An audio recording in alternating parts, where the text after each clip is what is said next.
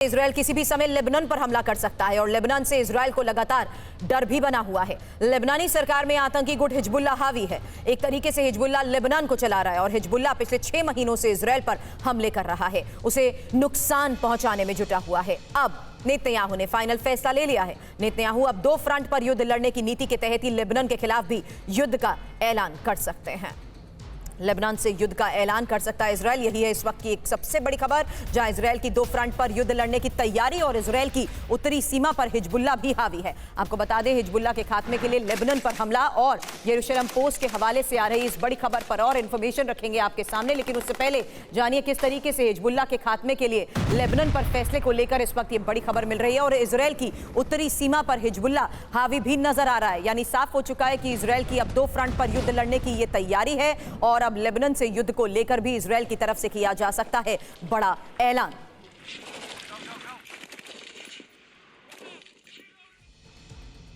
और अब detail information आपके सामने कि आखिर कैसे इजराइल लेबनान के खिलाफ जंग की तैयारी में जुट गया है, क्योंकि बड़े इनपुट इस आधार पर, जहां देखिए पहले और दूसरे फ्रंट को लेकर ये इंफॉर्मेशन आपके सामने, जहां देखिए पहला फ्रंट है गाजा और दूसरा फ्रंट है लेबनान। अब लेबनान को देखते हुए जिस तरीके से बड़े फैसले लिए जा रहे हैं, सवाल यह है कि आखिर लेबनान के खिलाफ कैसी तैयारी की गई है। तो लेबनानी सीमा पर आईडीएफ सैनिकों की भारी तैनाती को लेकर इनपुट है और भारी भरकम युद्धक हथियार भी सीमा पर अब लाए जा रहे हैं। हालांकि आईडीएफ के जवान युद्धाभ्यास भी लगातार कर रहे हैं और युद्ध हुआ तो लेबनान की सीमा में आईडीएफ शामिल हो जाएगी। लेकिन अब ऐसे हालात में लेबनान के खिलाफ जारी तैयारी को लेकर भी मेरे सहयोगी मनीष झा से करूंगी सवाल। लेकिन उससे पहले हिजबुल्लाह का इजराइल को लेकर यह सबसे बड़ा फैसला, जहां 50 रॉकेट से इजरायली सैन्य ठिकानों पर हमला और दर्जनों रॉकेट निशाने पर लगे हैं। आपको बता दें, हिजबुल्लाह ने आयरन डोम के फेल होने का भी अब दावा किया है।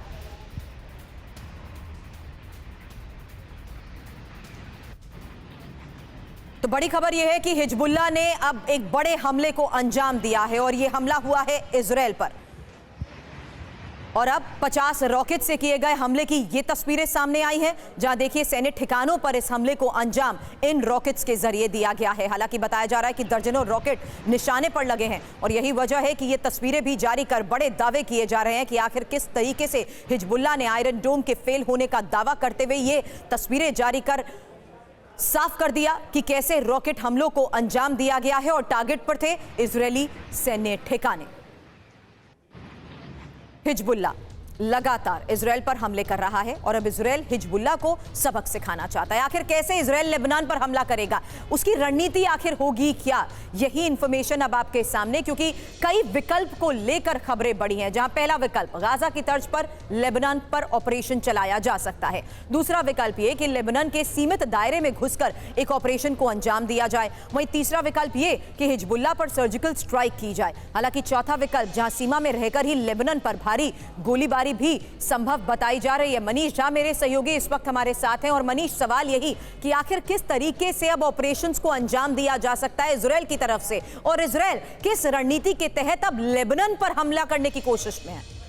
देखिए, जहां तक बात है हिजबुल्लाह की है तो हिजबुल्लाह लगातार इजराइल को अच्छी खासी टक्कर दे रहा है। अगर हिजबुल्लाह इजराइल से 20 नहीं तो 19 भी नहीं है। यही वजह है कि आपने देखा होगा कि इजराइल हमेशा से जहां कहता है कि हम हमास का खात्मा करेंगे, वहीं वो हिजबुल्लाह के साथ शांति समझौता कर लेना चाहता है। ऐसा कोई दिन नहीं है जब हिजबुल्लाह की तरफ से उत्तरी इजराइल में, चाहे किरियात सिमोना हो, मेतुला हो, गलीली हो, इन सब इलाकों में लगातार रॉकेट से या ड्रोन से हमले किए जाते हैं। बस एक ही कमी है कि हिजबुल्लाह के पास कोई फाइटर जेट नहीं है, इसीलिए इजरायली फाइटर जेट जाकर स्ट्राइक तो कराते हैं, लेकिन उन्हें भी पता है कि जमीन पर हिजबुल्लाह की अच्छी खासी ताकत है।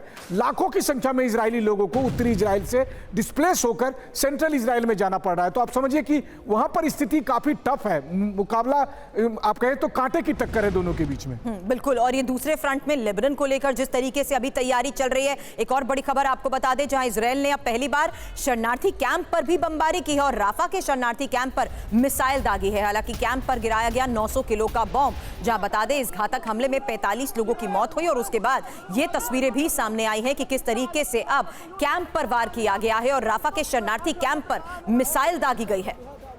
ये तस्वीर इजराइल ने किस तरीके से शरणार्थी कैंप पर बमबारी की उसके बाद की है और ये आपको बता दें खबर है कि किस तरीके से इस कैंप पर वार करते हुए 900 किलो का बॉम्ब बरसाया गया और इसी घातक हमले में 45 लोगों की मौत हो गई। और बता दें, राफा कैंप पर ही एयर स्ट्राइक पर नेतन्याहू का बयान भी सामने आया है, जहां कह रहे हैं कि एयर स्ट्राइक एक दुखद गलती थी, हमले की जांच कर रहे हैं, हम किसी निर्णय पर पहुंचेंगे। हालांकि इंफॉर्मेशन वॉल का रुख करने से पहले मनीष, एक छोटा सा सवाल, क्या यह जस्टिफाई करने की कोशिश कर रहे हैं अपने एक्ट को? क्योंकि इन तमाम विरोध प्रदर्शन के बाद इस बयान का भी बहुत बड़ा मतलब। मनीष, देखिए, कैंप के जलने की इस तस्वीर ने दरअसल पूरी दुनिया में भूचाल लाकर रख दिया है और यही वजह है कि इजराइल के सहयोगी देश भी, आधे से अधिक यूरोप आज की तारीख में इजराइल को कटघरे में खड़ा कर रहे हैं। Exactly. अमेरिका ये देख रहा है कि क्या इजराइल के खिलाफ कोई कार्रवाई की जा सकती है कि नहीं, और इजराइल को भी गलती माननी पड़ रही है। उनका कहना, हमने बम गिराया था और बम के जो शार्पनेल है वो जाकर फ्यूल टैंक में लग गए और उसकी वजह से आग लगी और जिसमें 45 लोग करीब जलकर मर गए। बिल्कुल मनीष, और जो बात आप कर रहे हैं उसी के तहत ये इंफॉर्मेशन भी जरूरी है कि आखिर किस तरीके से अब बड़े सवाल उभर रहे हैं, क्योंकि राफा में हुए इस नरसंहार से कुछ सवाल जरूर है, और वो सवाल आखिर क्या है? इंफॉर्मेशन वॉल पर रुख करते हुए सीधा राफा में नरसंहार, इजराइल से 5 सवाल कि आखिर निर्दोष लोगों का कत्ले आम क्यों? सवाल ये भी, ये हमास से बदला या मासूम बच्चों से लिया गया बदला? इंपॉर्टेंट ये कि आईसीजे के फैसले की अनदेखी क्यों की गई है, ये तीसरा बड़ा सवाल था। हालांकि बंधक रिहाई में ऐसे हमले क्या बाधा नहीं बनेंगे? और इंपॉर्टेंट ये कि गाजा में बारूदी विनाश आखिर कब रुकेगा? और सबसे खास बात ये, क्योंकि 24 मई को आईसीजे ने इजराइल को यह सलाह दी थी, राफा में सैन्य अभियान रोकने को कहा था, लेकिन इजराइल ने आईसीजे की सलाह को नहीं माना और इजराइल ने ऑपरेशन हमास के खिलाफ बताया है। हालांकि अब जिस तरीके से मनीष, इस तमाम सवालों के बीच हम ये चर्चा कर रहे हैं, क्योंकि ये बयान और ये टाइमिंग बहुत इंपॉर्टेंट हो जाती है, क्या वो खुद अपने एक्ट्स को जस्टिफाई करने की कोशिश कर रहे हैं?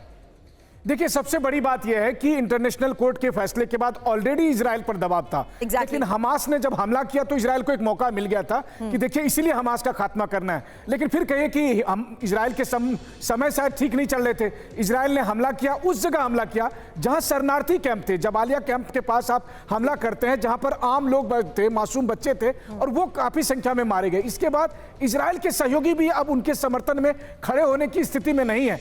हो सकता है कि इजराइल पर और अधिक जो कड़ा एक्शन है वो आपको इस हफ्ते देखने को मिले। अमेरिका भी बचाव की स्थिति में नहीं है और इसीलिए भले ही अब नेतन्याहू ये कहते हैं कि हमसे गलती हो गई, लेकिन अब इजराइल पर और अधिक दबाव बनेगा। इजराइल के लिए सबसे मुश्किल का क्षण है ये।